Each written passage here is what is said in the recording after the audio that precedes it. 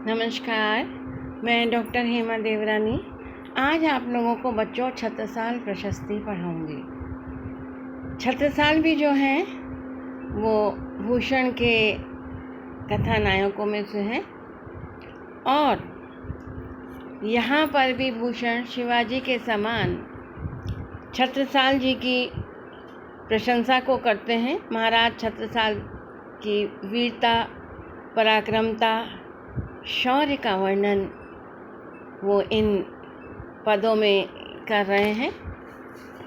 तो देखिए, पहला पद आपके बेटा पाठ्यक्रम में है, पद संख्या 10। सामने मैंने आप सबको पुस्तकें दी हैं। भुज भुजगेश की है संगिनी भुजंगनी सी, खेद खेद खाति दी है दारुण दलन के, बख्तर पाखरनि बीच धसी जात मीन, पैरी पार जात पर वाह ज्यों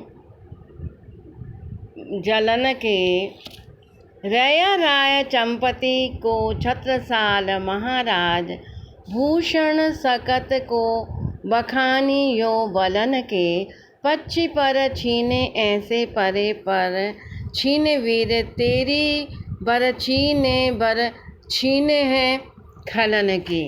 तो भूषण जो है, इन प्रस्तुत पंक्तियों में ये छत्रसाल प्रताप शीर्षक से यह पद्यांश अवतरित किया गया है और रीतिकाल के रीतिबद्ध काव्यधारा के आचार्य कवि भूषण के द्वारा रचित है। कवि भूषण ने इस अंश में महाराज छत्रसाल की वीरता, पराक्रमता का वर्णन किया है।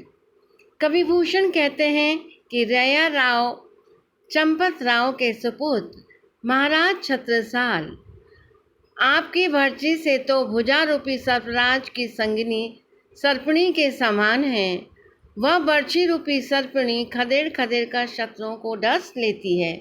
भुज भुजगेश की वे संगिनी भुजंगनी सी, खेद खेद खाती दी है दारुण दलन के, यानी आपकी भुजा रूपी जो सर्पराज की संगिनी है सर्पणी के समान है।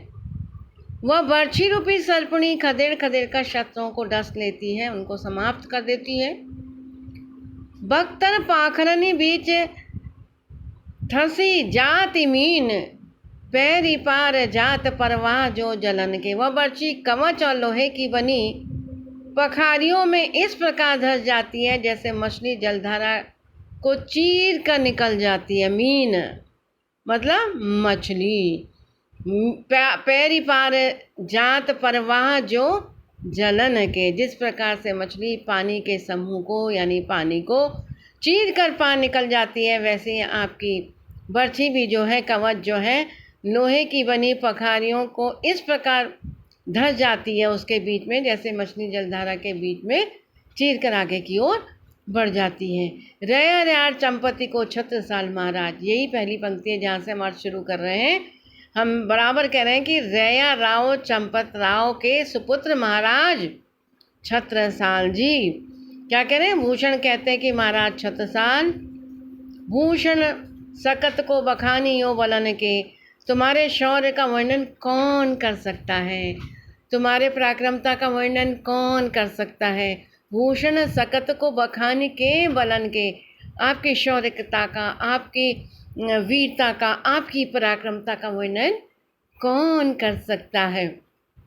पक्षी पर छीने ऐसे परे पर छीने वीर, फिर वो कहते हैं कि तुम्हारी बर्छी ने दुश्मनों की शक्ति को इस प्रकार छीन कर दिया, कमज़ोर कर दिया कि उनकी सेनाओं के वीर पंकटे पक्षी की तरह अशक्त होकर धरती पर पड़े हुए हैं। तो बेटा, इन पंक्तियों में भूषण ने छत्रसाल की प्रशंसा का वर्णन किया है।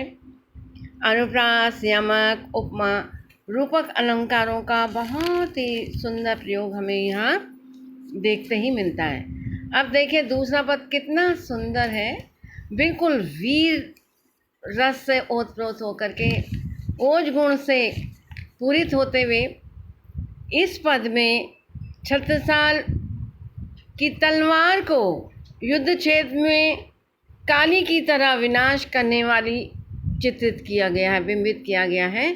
तो कवि क्या कह रहा है, निक्सतम्यानते मयूखे प्रलय भानु कैसी, फार तम तोम से गयंदन के जाल को, लागती डपकी कंठ बैरिन की नागसी, रुद्र ही रिझाव दे मुंडन की माल को, लालचती पाल छत्र साल महाबाहुबली, कहाँ लो बखान करो तेरी करवाल को, प्रतिबद्ध कटक कटीले केले, काट काट कालिका से किलक किलक देती काल को।